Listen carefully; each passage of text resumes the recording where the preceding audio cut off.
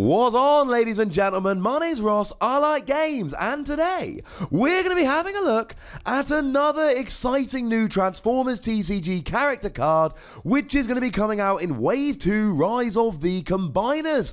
Our leak today comes from the lovely folks over at the TFW, Transformers World Podcast. So do please make sure that you check that out. I'll pop a link in the description to their video where they revealed these cards. Thank you to those lovely guys. And as always, let's check that out and show some love to the people who are spoiling these cards.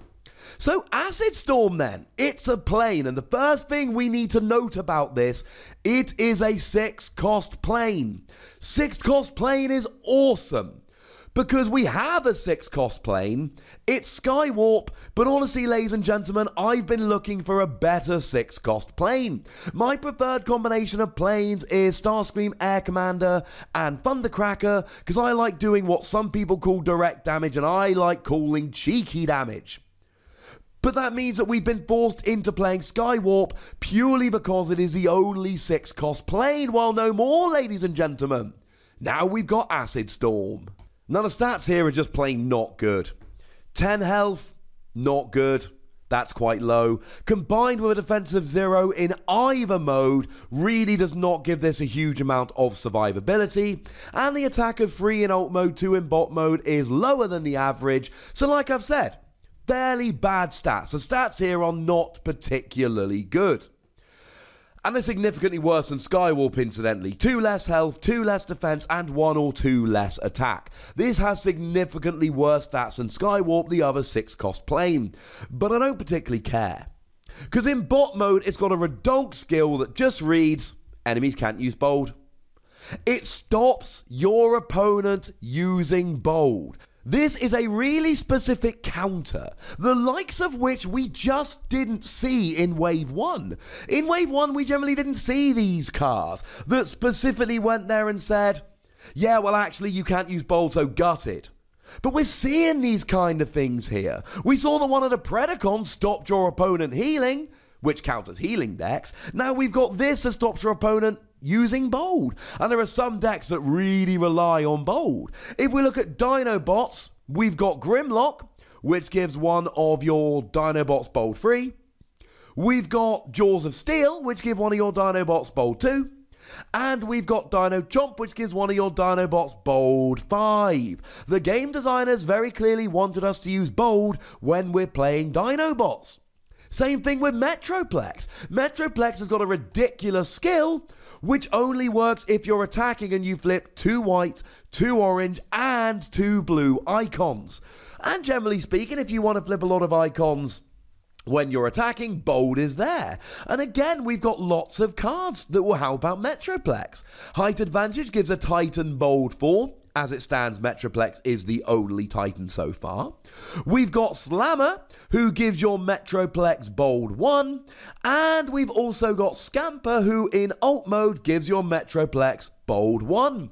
So Metroplex and Dinobots are 2 decks that really rely on having bold. But we've got plenty of other cards that give bold. Supercharge, Flamethrower, and if we want to look at some characters, Barrage, Starscream, Optimus Prime Freedom Fighter, Wheeljack. Bold is a very, very, very, very big thing in the Transformers TCG. And the second Acid Storm hits the field, you can't use bold anymore.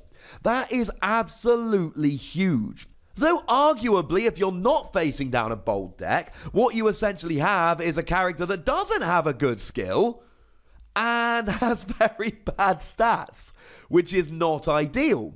But again, I was playing Skywarp in my planes deck because I wanted a third plane for things like Starscream, which does extra damage for each plane you've got out, extra cheeky damage, so I wanted a third plane. And here, okay, maybe you don't get any benefit from it, but maybe you do. Maybe you're against a fully aggro bold Dinobot deck, and they just sit there and sigh. The thing is, you kind of need to combine this with tough and blue pips. You see, you can shut down bold, but you are still vulnerable to increased attack. So if your opponent plays something like a grenade launcher, which gives them +4 attack, remember that you at least, when you're playing Acid Storm, lower than average health, literally 0 defense. So if your opponent is working on increasing attack rather than bold, and generally speaking, bold is the better one to try and improve, but still, if they're going for attack rather than bold, it's going to backfire. Maybe they're playing something like Reckless Charge, for instance. That is the card we looked at just yesterday that gives one of your characters +4 attack, but then does 3 damage to it. That's going to hurt you here. How about Leap into Battle, which gives one of your characters +3 attack. You stop bold, but you do not stop your opponent getting extra attack here. But if you combine this with some blue pips and some tough, you should be okay. In terms of the alt mode skill, this is really good, but again, it is terribly, terribly specific. When you flip to this mode, for each card in your opponent's scrap pile that has at least 2 orange icons, repair 1 damage from this. And we do at the moment have 3 cards revealed, although I'm personally thinking there'll be at least an upgrade card in Wave 2 that has this, that have the double orange pips. We got Peace Through Tyranny, which is an action card. We've got Improvised Shield, which has got the double orange pips and gives you tough 1. And we got Mounted Missiles, a card which I'm delighted to say I officially revealed, which, well, it's got the double orange pips, but it also gives you +2 attack in either your armor or utility slot, which is lovely. And that is actually really good. So good, in fact, that it costs a star in order to actually be able to use it, which is a little bit of an issue. But some decks will want to use it. And the more those cards are in the discard, the more the scrap, the more you get to heal here. So maybe you want to use something like Ramming Speed to try and get rid of those upgrades, because if they're attached, they're not in the scrap and you don't get to heal. Having said that, cards like Incoming Transmission are generally played for the double orange pips, so they're going to end up in the scrap more often than not, because people are going to be using stuff like Incoming Transmission to try and manipulate it so that these cards end up on the top of your deck. Oh look, now I'm attacking. Oh look, now I flipped it and I get the double orange pip. Would you look how that worked out?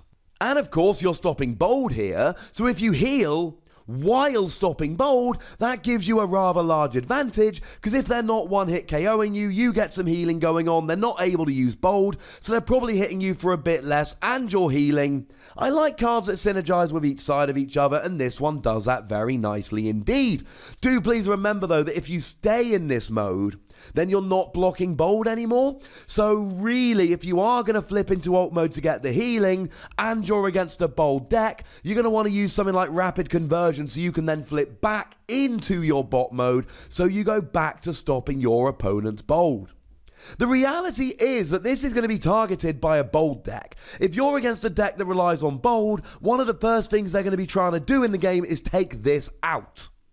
So maybe you use stuff like Force Field, and maybe between Force Field and the skill and maybe the odd thing like Medic, you can actually heal this enough to keep it on the board for enough turns to slow your opponent down. Please remember that healing is going to be an awful lot easier because you're turning off bold, which means they do less damage, which means you need to heal less. Now, you are a plane here, and planes do have a few advantages.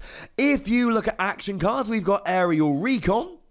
+1 defense might help because you don't have any defense. When the upgraded character attacks or defends, look at the top card of your deck, you may scrap it.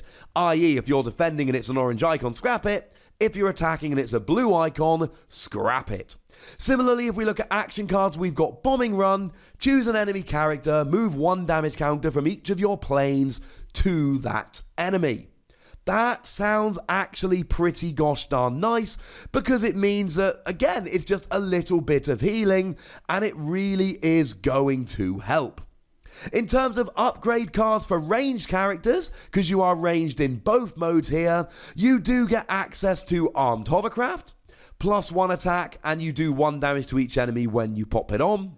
And Rapid Ascent gives you +1 defense, which could be good here. And when you put it on a ranged character, your opponent scraps a card from their hand.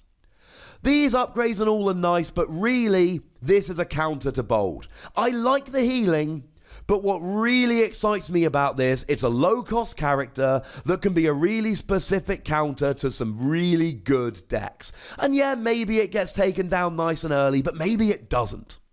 I don't know if I can call Acid Storm a phenomenal character, just because 10 health, 0 defense, gonna be targeted early, and it's also a hyper-specific card. If you're not against bold decks, then the bot mode skill is kind of useless.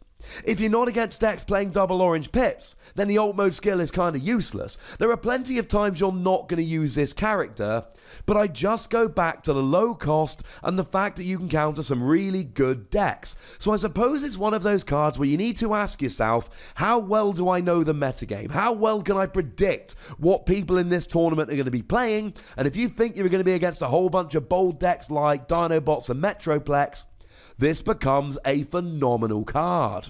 But now I'd like to know what you think about this. So please do let me know in the comment section. Go nuts! But please do remember the most important rule as always. Be nice, would ya? And then make sure you like this video, subscribe to this channel, and follow me on Twitter at the Wossy, where we talk about Transformers and other fun things. Shout out to the lovely boys at TFW for revealing this. And the most important thing as always, look after yourselves till next time. Thank you very much for watching. My name's Ross, and you've been watching Wossy Plays.